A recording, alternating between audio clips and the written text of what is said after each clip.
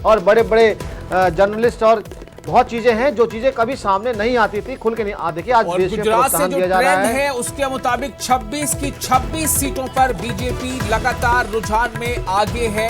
गुजरात में रुझानात में बीजेपी का दबदबा 26 की 26 सीटों पर बीजेपी को सबकत हासिल है। और गुजरात के ही गांधीनगर सीट पर हमने अभी बताया था कुछ देर पहले कि अमित शाह वहां काफी बड़ी ज्यादा वोटों से लीड कर रहे थे।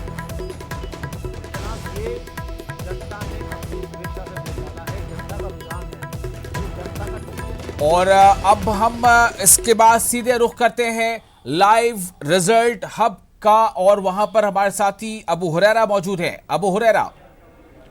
बिल्कुल विशाल, देखिए तमाम नतीजे तो हमने आपको बताया था 1 घंटे पहले ही न्यूज़ 18 के पास सबसे पहले नतीजे आ गए थे। लेकिन अलग अलग रियासतों में क्या कुछ तस्वीर है कि अलग अलग रियासतों में कौन कहां पर आगे चल रहा है, कौन पिछड़ रहा है, 2014 के मुकाबले में 2019 में क्या कुछ तस्वीर बन रही है। हम अगर शुरुआत बिहार से करेंगे, सर बिहार में क्या कुछ सूरत हाल है, अपडेट क्या कुछ है? बिहार में 40 सीटों का रुझान आ चुका है। इसमें 38 सीटों पर एनडीए आगे है और 2 सीटों पर महागठबंधन। जहाँ तक ठीक है, मुस्लिम कैंडिडेट जो बड़े शहर है, मुस्लिम कैंडिडेट्स की अगर हम बात करें तो कहां पर कौन आगे चल रहा है? और किशनगंज की अगर हम खासतौर से बात करें, किशनगंज में अभी जेडीयू आगे चल रहा है। सैयद महमूद अशरफ जो हैं जेडीयू से, वो आगे चल रहे हैं। और कटिहार में तारिक अनवर कांग्रेस से पीछे चल रहे हैं। 2 सीटें हैं जो हैं। और वीआईपी सीटों की जहाँ तक बात है, वो गया से पूर्व मुख्यमंत्री जीतन राम मांझी पीछे चल रहे हैं। और उपेंद्र कुशवाहा जो पूर्व केंद्रीय मंत्री हैं, वो अपने दोनों मधुबनी की क्या सूरत हाल है? दोनों सीटों से पीछे चल रहे हैं। बिल्कुल, यानी अगर किशनगंज की विशाल हम बात करते हैं तो अख्तरुल ईमान एमआईएम की तरफ से उम्मीदवार थे, लेकिन वो पीछे चल रहे हैं इस वक्त की अगर हम खबर बताएं। और जेडीयू इस वक्त लीड कर रही है। और इसके अलावा अगर दूसरे कुछ स्टेट में हम बात करते हैं और खासतौर से मध्य प्रदेश छत्तीसगढ़ की बात करते हैं, क्या कुछ अपडेट है मध्य प्रदेश छत्तीसगढ़ से? मध्य प्रदेश में बीजेपी 26 सीट पर आगे चल रही है और कांग्रेस मात्र 3 सीट पर आगे चल रही है।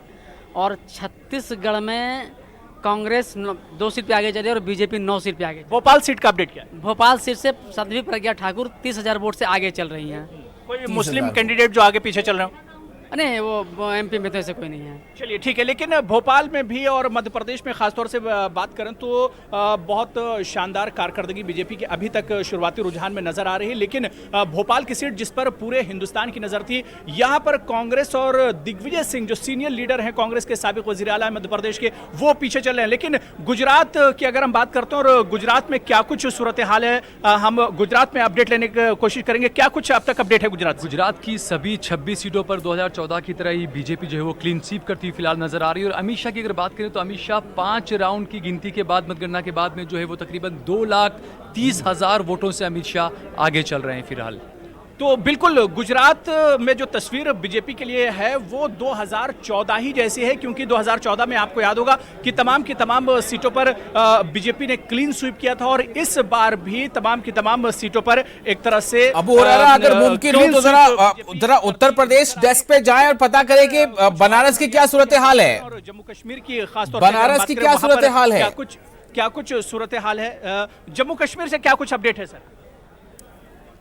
शौकत क्या कुछ अपडेट है? थोड़ा सा आगे आ जाइए।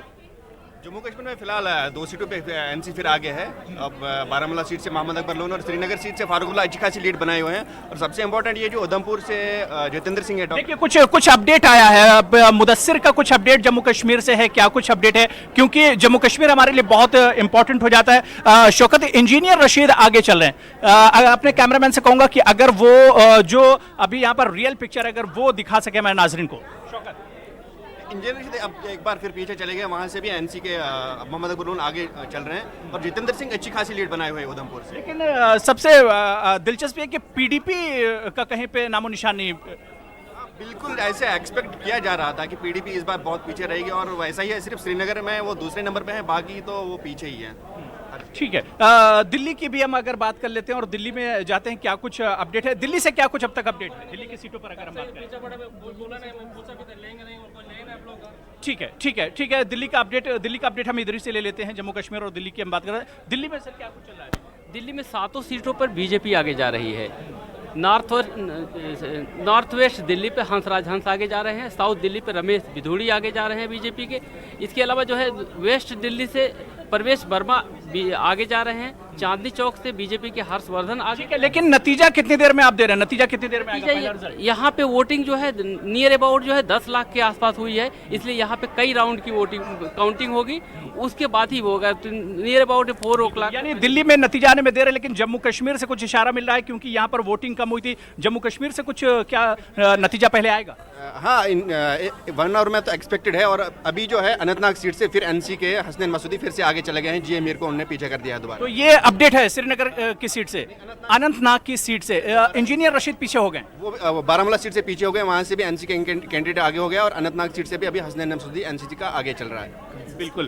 तो कहीं ना कहीं जम्मू कश्मीर की जो फाइट है वो भी बड़ी दिलचस्प नजर आ रही है, और खासतौर से अगर बारामूला की सीट की हम बात करें तो यहाँ पर लगातार उतार चढ़ाव हमें एक तरह से नजर आता जा रहा है। लेकिन लाइव रिजल्ट हब से जो अलग अलग जो रियासतें उनकी हम बात कर रहे हैं, कुछ और रियासतों की अगर हम अबू हुरैरा, उत्तर प्रदेश का हाल बताइए। उत्तर प्रदेश का अबू हुरैरा, उत्तर प्रदेश में बनारस की क्या सूरत हाल है?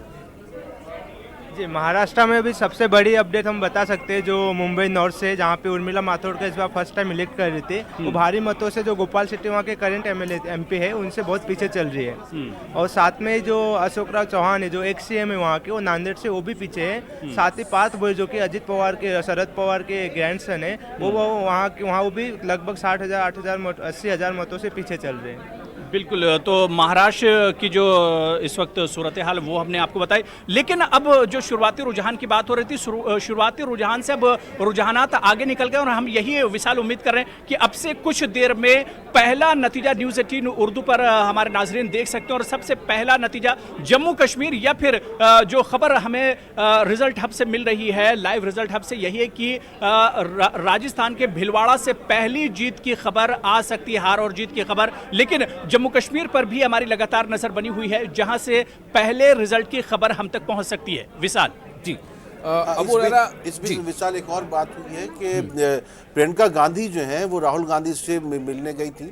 15 मिनट दोनों की मुलाकात हुई है, और उसके बाद वो वहाँ राहुल गांधी से मिलकर निकली हैं। तो यकीनी तौर पर रुझानात के बाद इन दोनों की मुलाकात हुई है, और उत्तर प्रदेश से उनके लिए कोई बहुत अच्छी खबर नहीं आ रही है। तो और पूरे मुल्क से जिस तरह की खबरें आ रही हैं वो इनके लिए मायूसकुन होगी। उन दोनों के बीच मुलाकात में क्या बातचीत हुई, यकीनन इन नताइज पर ही उन्होंने चर्चा की जी। और अफरोज साहब, एक बात बार बार यही सामने आ रही है, क्योंकि यही बहुत चौंकाने वाला ये मामला है उत्तर प्रदेश का। जैसा अभी तहसील साहब कह रहे थे कि बीएसपी और एसपी का गठबंधन तो हो गया, आरएलडी का भी। मशहूर उस्मानी भी कह रहे थे गठबंधन दरअसल पार्टियों के बीच नहीं, असल गठबंधन तो उनके वोटर के बीच होना चाहिए, उनके जो हिमायती हैं, सपोर्टर, उनके बीच होना चाहिए। क्या इसमें कमी रह गई? नहीं, मैं जहाँ तक उत्तर प्रदेश का मैं मानता हूँ, जो गठबंधन बहुजन समाज पार्टी का था और समाजवादी पार्टी का, आरएलडी का, वो जितने भी गठबंधन मुल्क में हुए सबसे नेचुरल और सबसे बेहतर गठबंधन था, और जिसका रिजल्ट आपको देखने को मिल रहा है। क्योंकि अगर वो गठबंधन नहीं होता तो जो 25 सीटें दिख रही हैं वो भी नहीं दिखती हैं आपको। दूसरी चीज़ ये है कि हाँ, इसमें अकेले उन गठबंधन का जो सामना था वो अकेले मोदी जी से था, क्योंकि मोदी जी अकेले 542 सीटों पर लड़ रहे थे, क्योंकि वहाँ के कैंडिडेट्स के साथ नहीं था। और मोदी जी को लेकर के एक आप ये मानते हैं कि उनका एक नए तरीके का इमेजिंग है, और उनको लगता है कि नहीं कि एक रूहानी ताकत उनके साथ जोड़ी जाती है, एक मसीहा का इमेज दिखाया जाता है। एक जो अक्सरियत की जो सियासत है उसके अगर लीडर हैं, एक 50 साल के मंथन के प्रोडक्ट हैं वो, और जिन्होंने कॉरपोरेट्स को हिंदुत्व मॉडल के साथ अटैच किया, जो कभी आरएसएस नहीं करना चाहती थी, क्योंकि आरएसएस का अपना एक प्रिंसिपल था, एक उसूल था कि वो एक स्वदेशी जागरण मंच के तहत अपना काम करना चाह रही थी जी। तो इस वक्त का जो कैंपेन मैनेजमेंट जो है वो उन्होंने आउटसोर्स किया जो है कॉरपोरेट्स को। तो ये एक मोदी जी की अपनी एक थी पहचान थी, और मोदी जी एक अकेले शख्स थे जो जिनकी पॉपुलैरिटी कम नहीं हुई थी, बढ़ी रही थी। दूसरी चीज़ ये हुआ कि बालाकोट का एक जो है एक सबसे बड़ी चीज़ वो वोटर के जहन पे हो कि आपकी मेमोरी कितनी शार्प है इलेक्शन वोटिंग के दिन में। तो उनको वो याद था कि नहीं, मोदी जी ने पाकिस्तान को एक सबक सिखाया था। तो वो चीज़ें हैं, और वो इलेक्शन के काफ़ी नज़दीक था, और जितनी चीज़ें नज़दीक होती हैं इलेक्शंस की उतनी आसानी से उसके ऊपर असर डालती हैं। अदरवाइज वोटर्स पर असर डालती हैं। हाँ, अदरवाइज तो हमारे जो वोटर्स हैं वो अमनीजिया के शिकार हैं, उनको बड़ी याददाश्त जो है, अगर वही चीज़ 5 महीने पहले हुई होती या 6 महीने पहले हुई होती तो शायद उसका उतना असर देखने को और एक और नहीं बात है मिलता। विशाल, वज़ीर-ए-आज़म नरेंद्र मोदी की खासियत ये है कि वो चुनाव लड़ते हैं जी, और ये हर बात- वक्त वो जो है इलेक्शन मोड में ही रहते हैं। वो किसी भी रैली भी करें, कहीं पे भी करें, वो यकीनी तौर पर अपने वोटरों से ही बात कर रहे होते नहीं, और हैं। 2014 से ये जो एक मतलब अब की बार मोदी सरकार जो 2014 का जो था, तो इससे क्या ये नहीं लग रहा है कि अब हिंदुस्तान में एक प्रेसिडेंशियल फॉर्म ऑफ इलेक्शन जो है वो अब एक पूरी तरह से शक्ल लेता चला जा रहा है? अब जो वोटर है वो ये नहीं देख रहा है कि वोट हमारे वोट से हमारा कौन नुमाइंदा जीत कर जहां से जा रहा है, बल्कि वोट जा रहा है मोदी को। हाँ, क्योंकि लोगों को प्राइम मिनिस्टर बनाना है, वो ये नहीं देखना चाह रहे हैं कि उनका जो कैंडिडेट है उसने कितना परफॉर्मेंस दिया और क्या क्या। उनको ये देख रहे हैं कि अगर ये नहीं जीता तो हमारा प्राइम मिनिस्टर नहीं बनेगा। नहीं, लोगों ने कहा भी, लोगों ने, जैसे हम राजस्थान में थे, राजस्थान में हम एक दुकान में थे, साड़ियों की बहुत बड़ी दुकान है, वहां मैंने बात की तो वहां पर जो है उनका बड़ा नुकसान नोटबंदी में, जीएसटी में हुआ, सब कुछ हुआ, लेकिन उन्होंने कहा कि नहीं, वोट तो हम मोदी को